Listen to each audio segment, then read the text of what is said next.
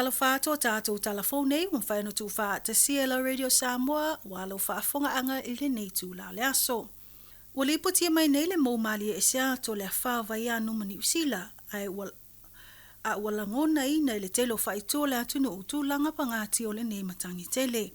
Mo le mawina le motu si o le tise o le onga vaenga o whaalenga ina mai lo longa matimunga mamafa e tu sasae po le East Coast o le atunu i le amatanga o le nei vai aso.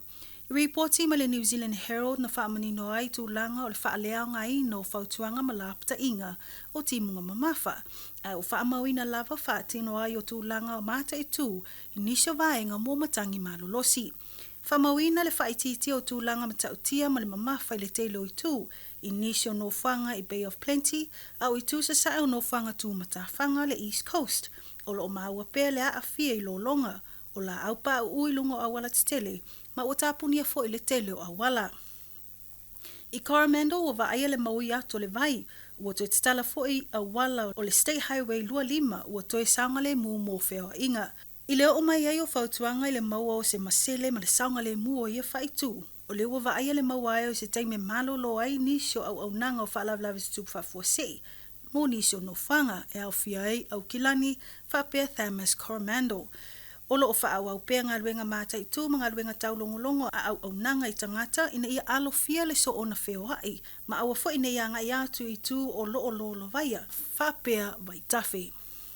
Inisio tala o se taimi o lea so la asonga fua lea ua whaamawi nai le tu ina mai ele malo tū langa olo iai le sapalai o le swau o mō le atu nuu. O se tala lata mai le taimi sa iai le atu nuu i whainga malo longo le seta. I reportia le New Zealand Herald lo whaamawi nai le tu ina mai ele matanga luengo pisinisi.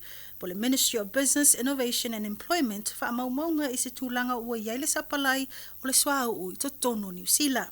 I whaamaumaunga taluai o le aso sa la solima o APR na whaamawi nai e toi luasu malvalu tesi ma le tolu aso le au whainga o penisini o le totoi le atunu. Luasfu tolu tesi ma le fitu aso le tiso ma le luasfu fitu tesi ma le iwa penisini mo va alele. Whaalia pea ma le ono sfulu lua tesi ma le ono le au whainga o aso le penisini o lo i lungo le va ai le taimi nei ma o lo o anga i mai mo New Zealand.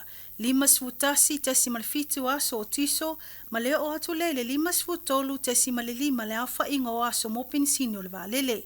Ma etu sai ma nei whaamaumaunga o whaailo ai le malo o lo i se tūlanga mautu le atunu i le taimi nei pe ātanga i atu i tūlanga o iai le swau o ma le penisini.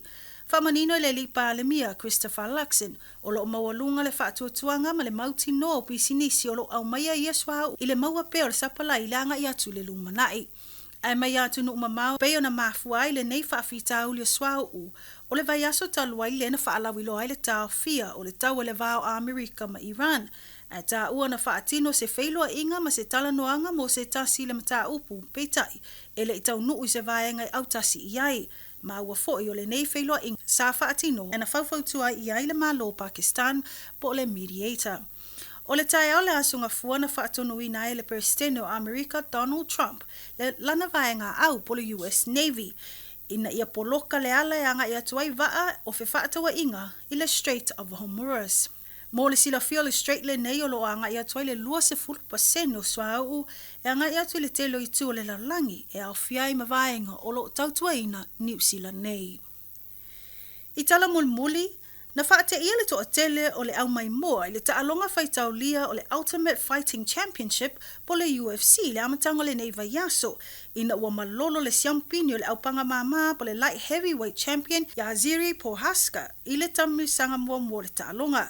O le mea matauti o le nei taalonga o le mawhai o na whaato ila loina i le lii o Carlos Ulberg o le lii o Yaziri a o whea ngai o ia mamanu anga i le tuli. I lea taalonga na mol mawina ai le leanga o le tulivai o Carlos ina wata mua whai alo ese mai malana panga. Mana wa aia lava le etu solo o Carlos i tono le pā i le taimi o lea taalonga. Na whaapeo le ala vea Carlos i le taimi na afiailo na tulivai. Peitai na malo si lava le anga vale o lea alii lea na la vea i loa le siampini ma umai lava le taalonga i le tuioti. E na o le tolu minute ma le fasu 5 se kone na whaatino ai lea taalonga ai uma Prohaska. O le taimi mua lea, ua avea ai se tangata fusu UFC a New Zealand, ua manmalo o mai lea au panga. o Carlos Ulberg o se alo Samoa e iai whaasinamanga Maori whaapea si a mani. O tatou telefone na un whaina tu whaatasia e lau leitio, mō le nei aso whaaftai whaafonga mai, tau whaasoifua.